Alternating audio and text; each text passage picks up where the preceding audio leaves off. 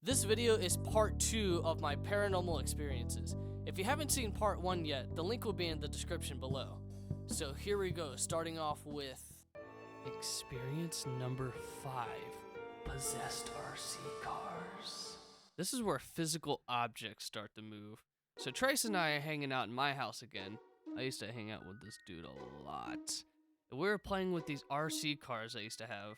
But after a while, we got bored of them, so we left them on the floor and went to go do some YouTube surfing. And out of nowhere, we hear one of the cars start to move. We were home alone. It moved in bursts across the living room floor until it hit a milk jug we had sitting next to the fireplace. Trace and I are absolutely dumbfounded at this point. We immediately suspect something paranormal, so we take the RC car, put it back in the middle of the living room floor, and wait to see if it happens again. A few minutes have passed and nothing's happened, so we just went back to what we were doing until we heard it again. And hell if it didn't move back to the exact spot bumping into that milk jug. Now Trace and I are absolutely tweaking over this thing. Not because we're scared, but because we're just so excited. Yes! I love bearing witness to supernatural phenomena! Let's go! Now the thing about this milk jug, not only does it have a bunch of paintings of farm equipment on it, like some overpriced shit you'd find at an antique store, but it also belonged to my great-grandfather, who passed away right before I was born. So I'm like, damn, maybe great-grandpa's trying to talk to me from beyond the grave. Cargo vroom! Experience number 6, the bedroom door incident. This is the first one that doesn't take place at my father's house or in the surrounding woods, but rather my mother's house. That's right, my parents are divorced. Of course they are, it was the 20-teens. Every kid's parents were divorced. Anyway, there's not much to the story, but my bedroom door would just start closing on its own for no goddamn reason. Like, I remember being in my bedroom playing Call of Duty Advanced Warfare on my Xbox, and my bedroom door is wide open, but it just starts closing for no reason. Never happened before. And I'm just like, the fuck? I try opening it again, and after a while it does the same thing and just closes itself. So at this point there's two possibilities. Either paranormal activity, or my door is an asshole. That's about all there is to it. That lasted for about a month. Never really fazed me, because you see enough of this shit where eventually you're just kind of like, eh. Experience number 7. The goodbye incident. So I've got this EVP app I downloaded on my phone, right? It's called Echo Vox. If you don't know what an EVP is, it stands for Electronic Voice Phenomenon. An EVP box, or in this case, an app, scrambles radio waves and somehow allows spirits to talk to you through it. Not really sure how that works, but I figured it'd be fun to try it out. Now I've used this thing plenty of times in the past and had some iffy results with it, until the most recent time I used it. So me and some boys were in the woods doing a session, and none of us really know what we're doing when it comes to EVP sessions, which, if you're a paranormal fanatic, I know that's bad, but we didn't think they care at the time. We're asking all kinds of questions like, are there any spirits here with us now? Can any spirits make your presence known? How many fingers am I holding up? Now after a few minutes, we're not really getting any responses, so we announce that we're about to wrap the session up and we say our goodbye. And right before I'm able to exit the app, this happens. Goodbye. Streaks in our underwear. So that was scary as hell.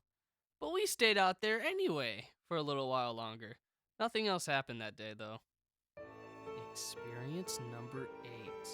The crawler. This one is by far the most high intensity, most can't forget experience that I've had so far. So this takes place in 2020, just shortly after my last day ever of high school, which was in March. Because as we all know, March of 2020 is when COVID began its conquest of cough. Me and the boys didn't take it too seriously at first though. It was still early on and we hadn't really had any cases in our area. So we still hung out. We had the great idea of what to do with our extra free time. Remember that airsoft arena I mentioned we built? Destroyed. We took it apart so we could build a fortified campsite in the middle of the woods. Here's a picture of our glorious masterpiece. Don't mind the Marco sign. Anyway, one night myself and 3 of my friends are hanging out in our campsite. Don't plan on spending the night because we'd already slept in it previous nights.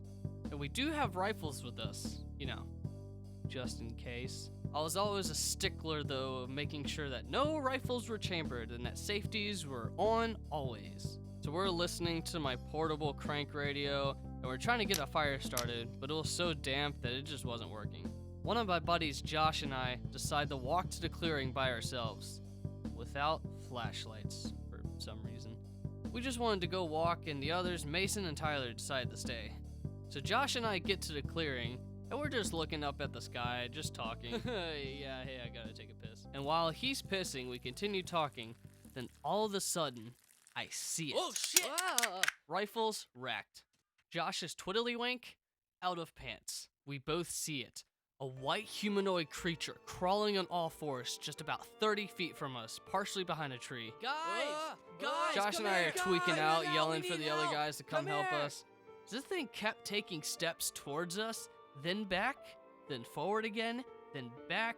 Meanwhile, in almost a comical fashion, Josh and I's yells and shouts increase and decrease with intensity as it moved closer and further from us. It was also bobbing its head, almost like a chicken. I noted that it didn't seem hostile, but rather curious. Of course, our brains didn't know what to do with this information. We're just completely freaking out at this point.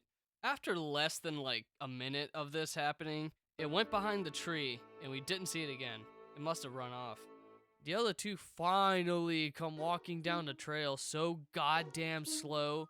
What the hell, guys? We were calling for your help. We just saw a whole thing and just experienced a traumatizing event, and you come strolling over here slow as hell. Well, like, we thought you ran into a hunter, so we unloaded our rifles. You unload your rifles at the sound of us crying for help and backup. And a hunter? In March? Yeah, that kind of ticked me off. Now, I'm pretty sure what we saw there was a crawler, which could also be depicted as the rake. This is a popular trail cam picture of this thing. I'm not sure if this picture is real or not, but that is pretty much exactly what I saw. Now that's the only time that I've actually seen the thing in person. A lot of my other friends, especially my hunting friends that go out in the woods, claim they've seen it multiple times as well. I've also heard accounts from people claiming they've seen an alien on the road leading to my house. Since then, I have gone back out there with some friends to try to find the thing. We didn't actually see it, but we did hear this. And that was kind of far away, but not far enough. So we noped the hell out of there and exited like it was some kind of SEAL team extraction. Speaking of exiting, this video's run its course and I'm about to head out. There you have some of my most memorable paranormal experiences in my life so far. Again, if you don't believe me, I don't care. Maybe I am just fucking crazy and so are all my friends, but like crazy all at the same time to the point where our brainwaves connect and we are witnessing the same shit happening all at once. But anyway, thank you guys for watching and I'll see you later.